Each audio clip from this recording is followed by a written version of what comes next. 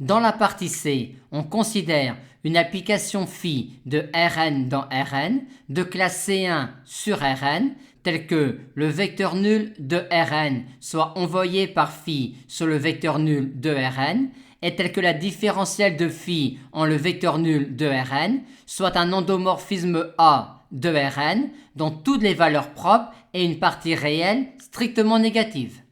Sous-entendu, toutes les valeurs propres de A, réelles ou complexes. Et étant donné un vecteur x0 fixé de Rn, on s'intéresse au système différentiel suivant pour lequel on admet qu'il existe une solution sur R+, que l'on notera f indice x0.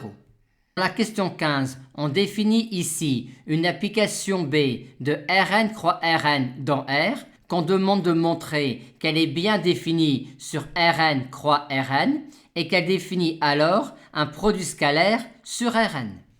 Étape 1, il s'agit de montrer que quand on considère un vecteur x de Rn et un vecteur y de Rn, on a alors ici une intégrale convergente. Pour cela, classiquement, on commence par dire que t donne cette quantité-là est une fonction continue sur 0 fermé plus infini. En effet, c'est un résultat du cours que t donne exponentielle ta appliquée en x est une fonction continue sur R. C'est même une fonction de classe C1 sur R. Et donc de même pour t donne exponentielle ta appliquée en y. De plus, l'application produit scalaire sur Rn croix Rn est une application continue sur Rn croix Rn en tant qu'application bilinéaire définie sur un produit d'espace vectoriel normé de dimension finie. Par conséquent, t donne cette quantité-là est bien une fonction continue sur 0 fermé plus infini.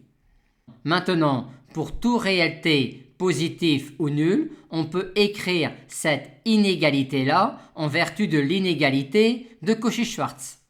Et on en déduit ensuite cette inégalité-là étant donné les propriétés de la norme 3 bar d'un endomorphisme de Rn.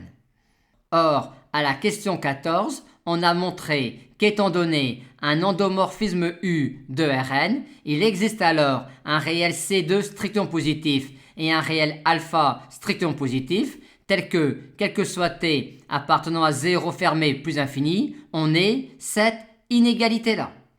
Par conséquent, peut-on en déduire que cette fonction-là est dominée en plus infini par exponentielle moins 2 alpha t et est donc négligeable quand t tend vers plus infini vers 1 sur t carré avec t donne 1 sur t carré qui est intégrable sur 1 fermé plus infini. Et du fait que l'on a ici une fonction continue sur 0 fermé plus infini et qui de plus est négligeable en plus infini devant 1 sur t carré, on en déduit que cette fonction-là est intégrable sur 0 plus infini et que donc cette intégrale-là converge. Ainsi, la fonction b est bien définie sur Rn croix Rn. Montrons maintenant que b définit un produit scalaire sur Rn. Point 1, b est bien symétrique dans la mesure où quel que soit x, y appartenant à Rn croix Rn, b de xy égale b de yx.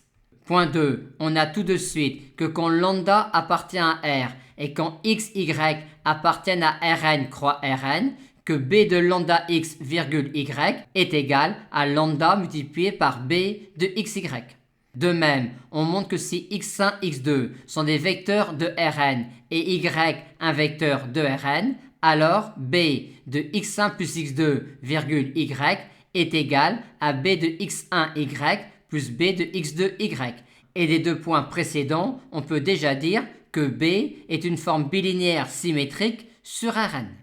Point 3, b est positive dans la mesure où quel que soit x appartenant à Rn, b de x virgule x est positive ou nulle, vu que l'intégrale d'une fonction positive sur l'intervalle est positive.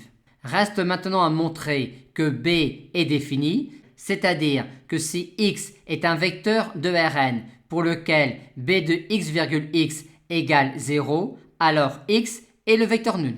Soit donc x un vecteur de Rn pour lequel b de x virgule x égale 0. Alors, étant donné que t donne cette quantité-là est une fonction continue et positive sur 0 fermé plus infini, on en déduit alors que quel que soit t positif ou nul, cette quantité-là vaut 0 et que donc, quel que soit t positif ou nul, l'image du vecteur x par tous les endomorphismes exponentiels ta où t est un réel positif ou nul est le vecteur nul. Ce qui conduit bien à x égale le vecteur nul en appliquant ceci pour t égale 0, étant donné que l'exponentielle de l'endomorphisme nul est l'identité.